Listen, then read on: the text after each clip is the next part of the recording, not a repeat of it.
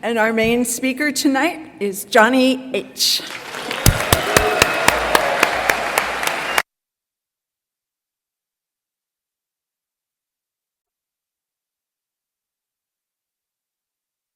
I have a little trouble with electricity. Well, if you had as many shock treatments as I have, you wouldn't have any fun with it either, for God's sake. My name's Johnnie Harris. I'm an alcoholic. Glad to be here tonight. Glad to be sober. I rode up here with my wife and the lady that she sponsored.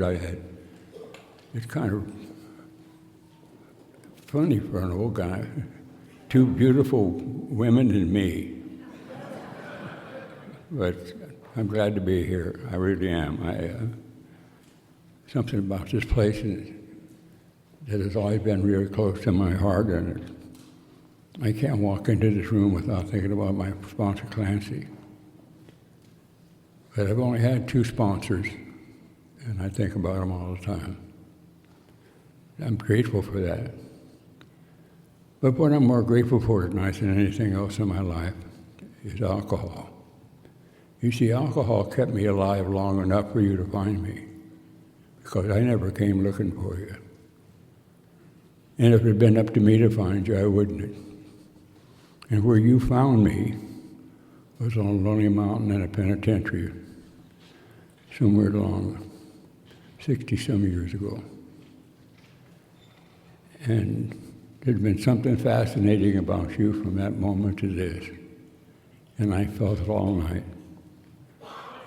There's something about the magic of Alcoholics Anonymous and the atmosphere that you, sober atmosphere that you follow, that penetrates into the heart of an alcoholic like me.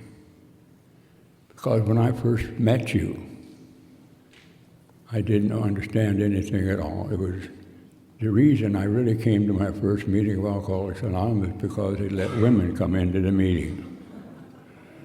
And I've been hung around here honking and sniffing ever since. So you gotta be careful what gets you here, keeps you here. But I really had a magnificent life. I don't know why I'm alcoholic. A lot of people in my family, the Irish part of my family, all drank. Of course, all Irish did. If it hadn't been for whiskey, Irish would have ruled the world.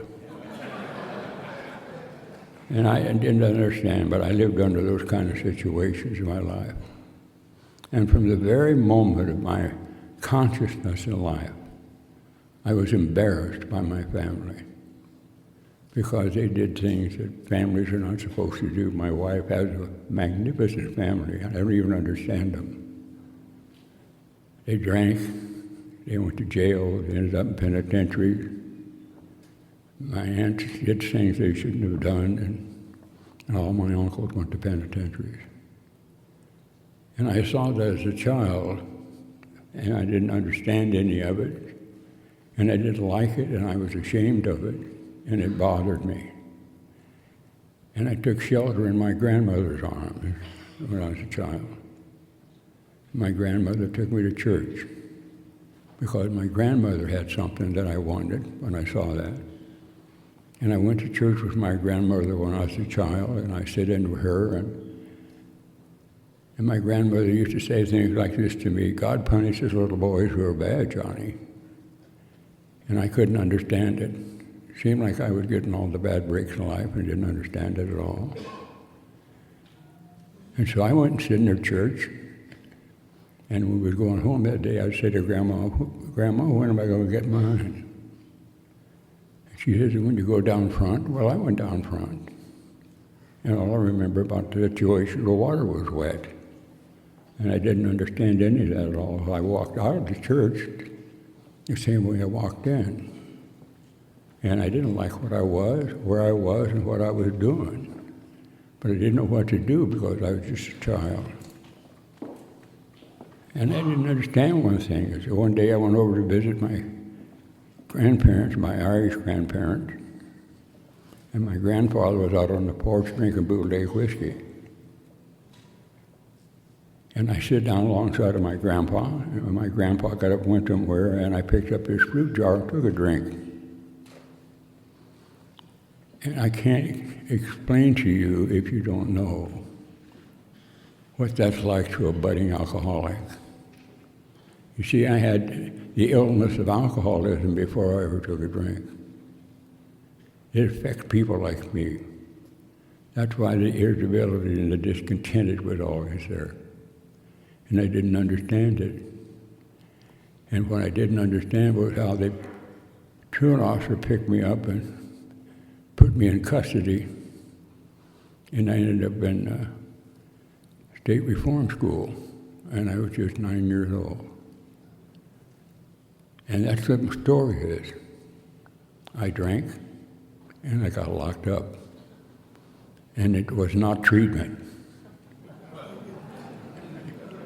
It was punishment. Most alcoholics don't understand that, but I understand it. And I kept getting punished all the time. My mother brought me to California, took me out of that reform school and brought me to California. And it wasn't long after that I was in juvenile hall. One institution after another. One institution after another. Drink, go to an institution. That story, my whole story, the whole story of my life, or the next 20 years of my life is a ward of the state of California. And they didn't understand that.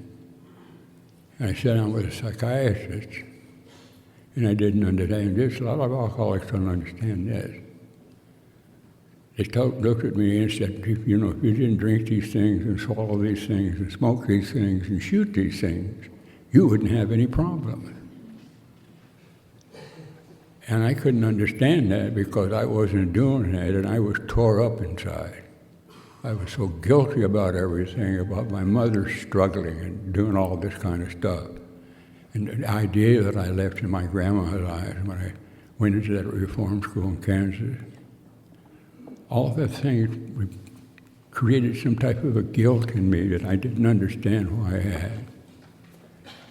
And it never got any better. So I couldn't understand the psychiatrist when he said, if I just quit doing that, I wouldn't do it. If I'd have quit doing it, I wouldn't have been sitting across the damn desk from me. And I didn't understand what was going on. And it went on and on and on. Every institution I went, they got a better doctor to talk to me about not drinking, not getting loaded. If you do that, you'd be okay. And I'd be sitting there trying to figure out some way to strangle him. Because I don't understand this.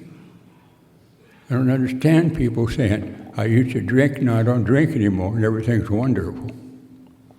And just telling me I'm supposed to feel different not drinking than I do drinking. So I knew I was just doomed again.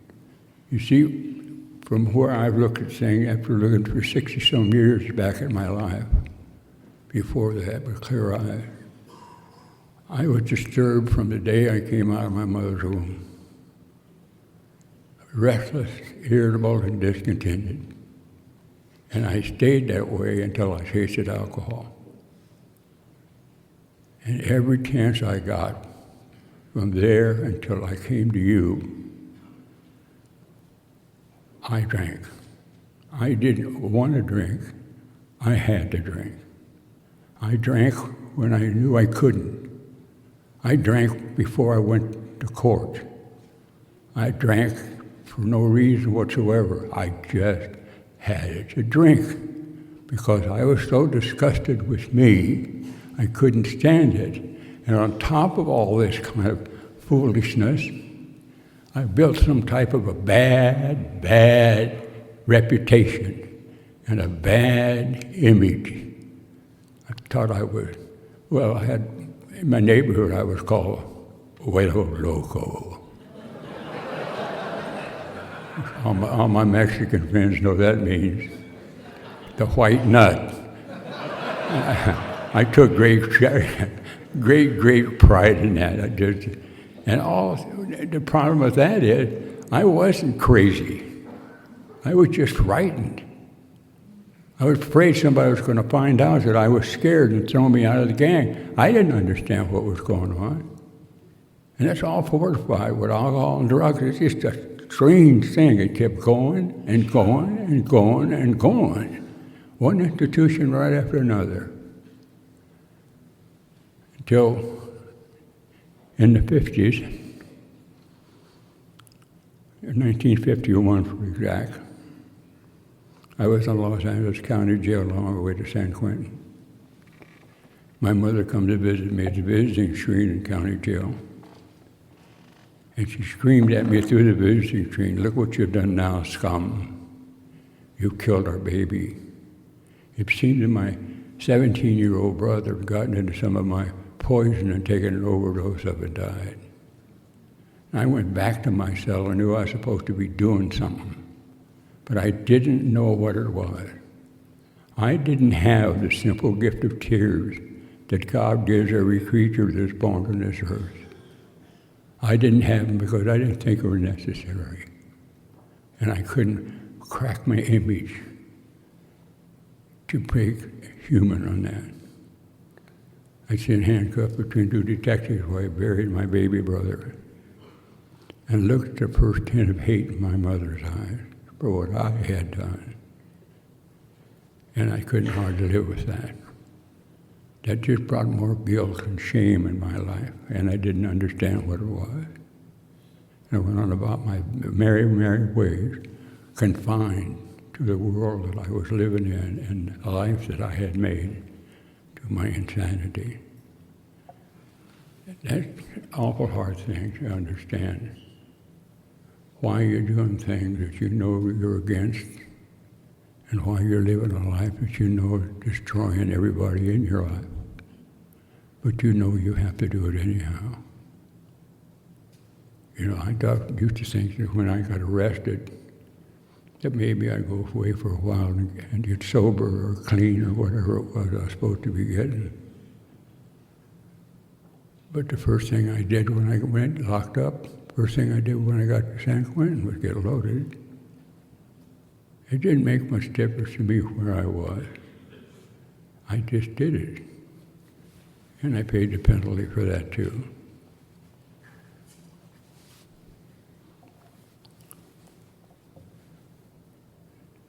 In 1961, I was up in this mountain where this penitentiary Tehachapi was. And I'm standing on the side with my righteous guys. And we're waiting for the connection to come on. And I looked up and I saw some women walk across the yard. So I followed them. I mean, in a penitentiary, if you see a woman, it's something to take your attention away.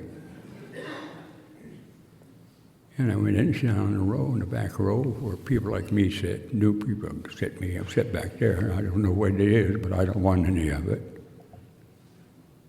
I looked up, I saw two big A's on the backboard. I thought to myself, my God, I wandered into an anti-aircraft brigade.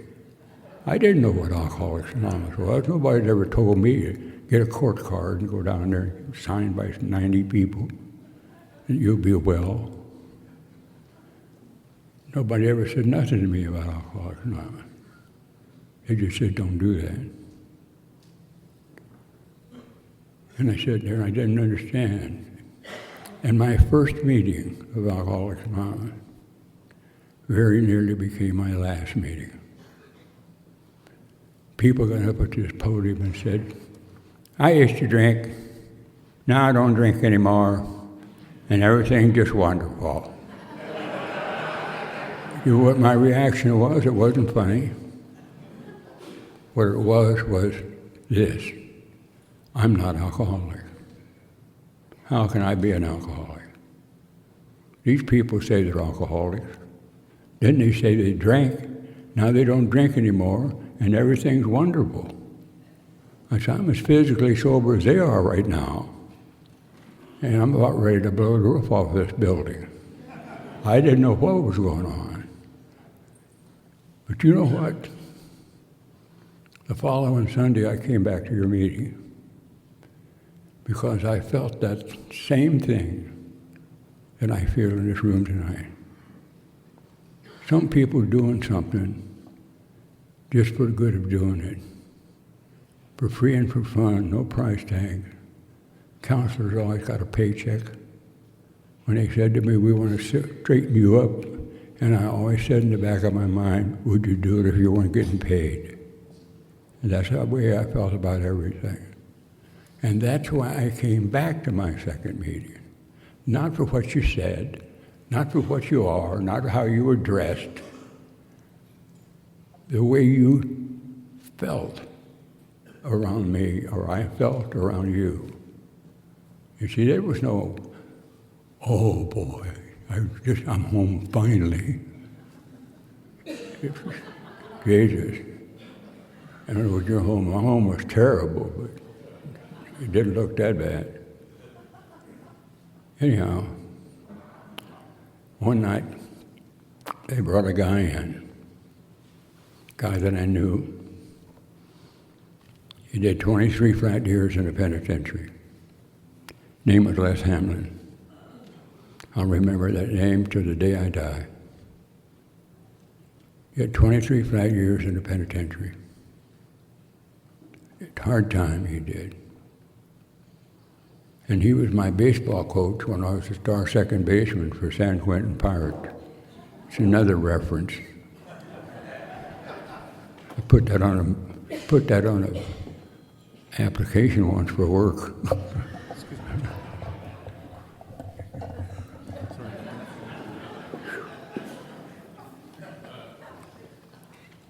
You know, I sat in the gas chamber as one of the treatments of the psychiatrist in San Quentin. This is where you're going to end up. And you know, my chief thought it was the same thing I hear from people that I'm trying to work with. Not me, my case is different. Not me, my case is different. I'm an alcoholic and you're an alcoholic and an idiot if you're in the area. Anyhow, I knew this guy. He said something that if you knew, this is the greatest piece of information that I have, is you don't have to live like this anymore if you don't want to. You don't have to do it like this no more. Nobody ever said that to me. Nobody. Some of the best psychiatrists that the state of California has ever produced. Best scholars I've ever been around. But nobody said those little simple statements to me. And it's good.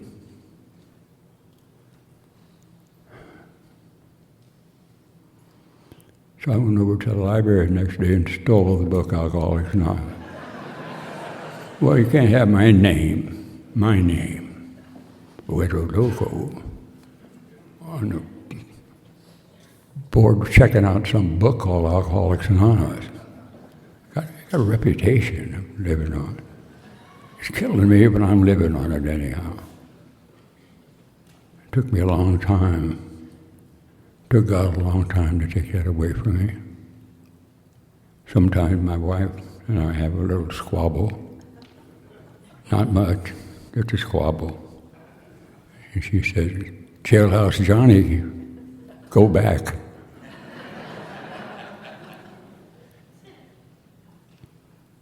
It's an amazing thing. From that man's statement in that room that day, I didn't want to live that way. I never wanted to live that way. You know, I had all kinds of accolades. I had scholarship awards while I was in institutions to go to universities and play baseball, which I wanted to do. A lot of opportunities. But you see, I had to drink. I had to drink. I couldn't just say, oh, I'll take the scholar and go finish college and pick up drinking again. I had to drink right now. Something has had to happen to me that I know of. The only thing that's changed my life is I got that book out of that library in that penitentiary, and I started to read it. And I didn't understand it at all. But one thing I read one night when I was kind of crestfallen, or the doctor's opinion in the book Alcoholics Anonymous, which if you're new, please God, go read it and find out if you're one of us. Because it says that I drink essentially because I like the effect produced by alcohol. Well, I know it's injurious, but after a while I don't know the true from the false. And I find out that my life is the only normal one.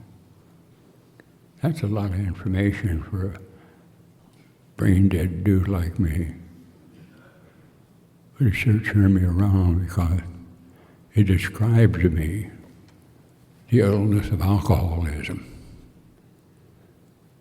That's the illness of alcoholism.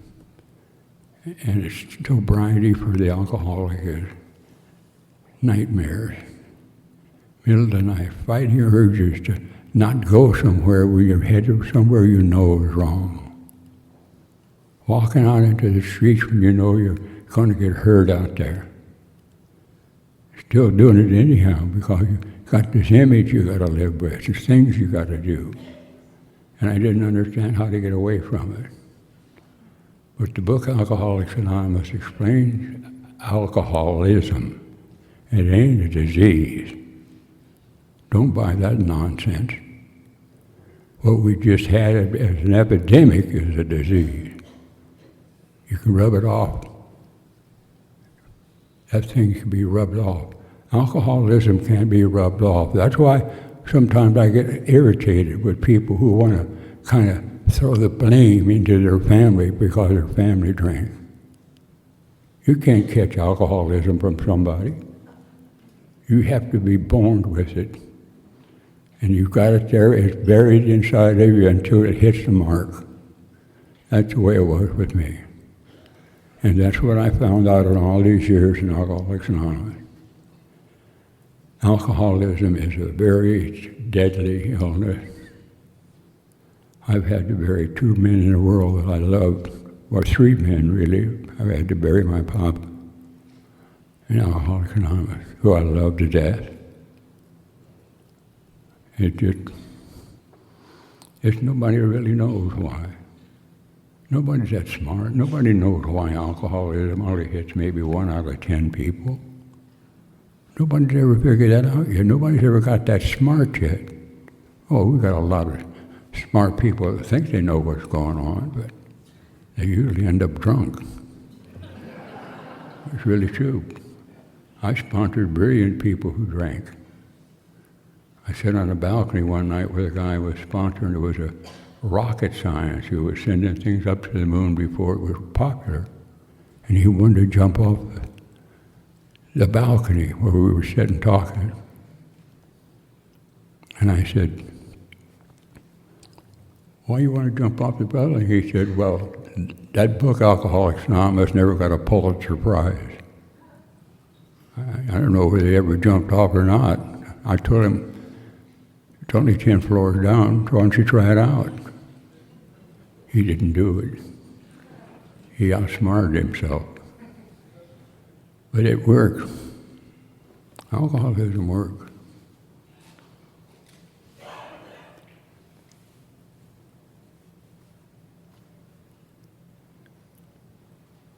In 1961,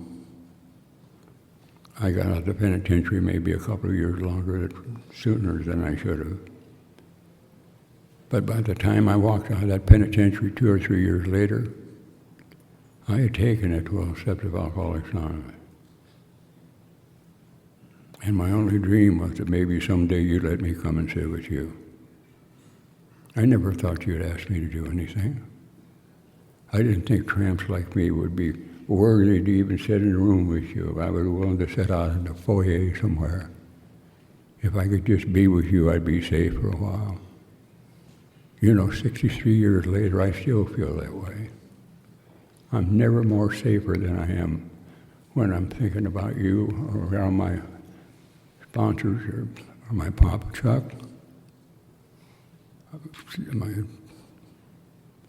I'm more safer here than I am anywhere. I'm more solid here than I am anywhere else. And I don't care whether that's rape with you, but Alcoholics Anonymous has been my whole life. From the day I came in here and heard that man speak about you don't have to live this way anymore, you have shown me a way to live that's way beyond anything I ever possible to have. Way beyond. You know, I walked out of the penitentiary in 1961, where I was probably the most frightened day of my life. You see, I didn't know what to do out here. I knew how not to drink. I had a book, and I had people. But I didn't know what it was like to go to work. I didn't know what it was like to have a job. I didn't know what it was to have a family. I didn't know what it was like to be anything. Just a boot and shoe drug addict hanging around on a street corner somewhere. I didn't know anything but that. It frightened me because I didn't know what this AA thing was, whether it was a fantasy, whether it was an illusion or a delusion or something, and I didn't know. But I knew one thing, and I know it today, 60-some years later. It's the only way out for a guy like me, because I'm an alcoholic. And if I don't have this, I have that. I'm not fooled by that. You know, I'm sober today by the grace of God, but so is a lot of other people. Because what has happened to me is that I have come to believe in a power greater than myself, and his name is God. I don't shortchange anything like that. I don't try to sugarcoat it. It's true. I don't understand sometimes a bit this higher power thing. The people in Alcoholics Anonymous, my Papa Chuck and my sponsor Norm Alpia, were my gods when I first got here, because I could trust them. And you see, I had never been able to trust anybody, not even the guys I was in a gang with, because I didn't trust me. I didn't know what it was like to love someone. I'd never loved anybody in my life except my little brother. But I learned that here. The whole thing about Alcoholics Anonymous, if you want to know it, in my opinion, if you're new, particularly if you're new, is that we love one another here. We do things for one another here. We give them rides here. We sit with them in meetings and talk with them when they're troubled. You take your time when you come to Alcoholics Anonymous meeting and look around you. If you get your eyes off yourself and your little crew, maybe you find somebody sitting there that looks like they're downcast a little bit. You don't have to know how long they've been sober, where they've been sober. There's sadness in people's eyes. You get used to looking for this life and liberty and wonderful stuff that happens here. It becomes so apropos, it just think it's going to happen to everyone. And then sometimes you just walk into a meeting and see somebody crying. You ever take the time when you see something like that to walk over and ask them how they're doing? Have you got out of that credit? Have you got out of that habit of doing that, looking around in the room for people who are hurting, maybe on the verge of death? See, that's what alcoholism does. Alcoholism kills people. Deader than a doornail. Trust me, I have seen a lot of people that were doing well in Alcoholics Anonymous, people that I've sponsored, who ended up blowing their brains out or overdosing or doing something like that here.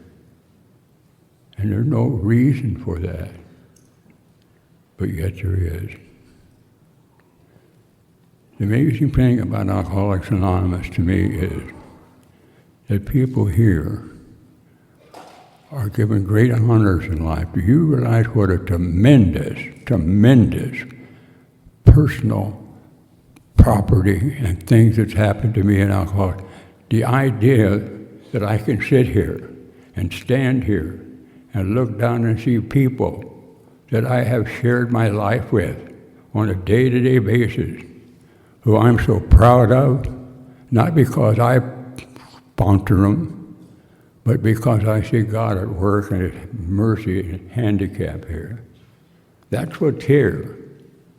If you're new in Alcoholics Anonymous or you're having a little trouble here, you got to understand. Just ask God to help you.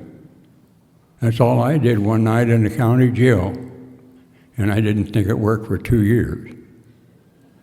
Then I had to see, then you brought it in to take care of it. And so what's it like today?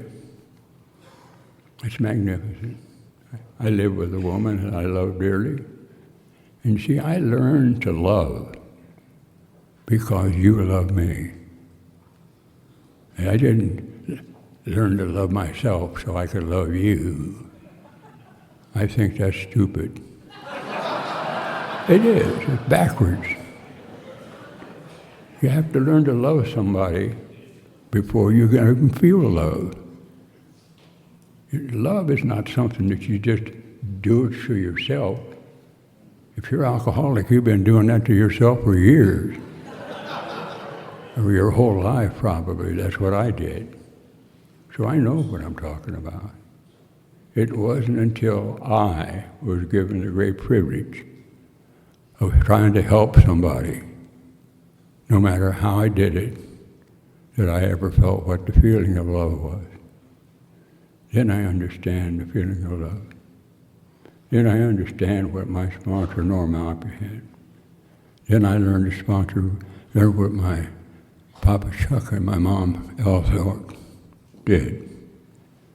And what all you have done for me. I love you. I just want to come and tell you that because it seems like I've been missing something for the last couple of months. It's because I've been sick, because my legs have been bothering me, I can't hardly walk. But one thing I have never done, I have never, ever forgotten how kind you've been to me and how much I love you. And I'm going to do it till the day I die. Thank you very much.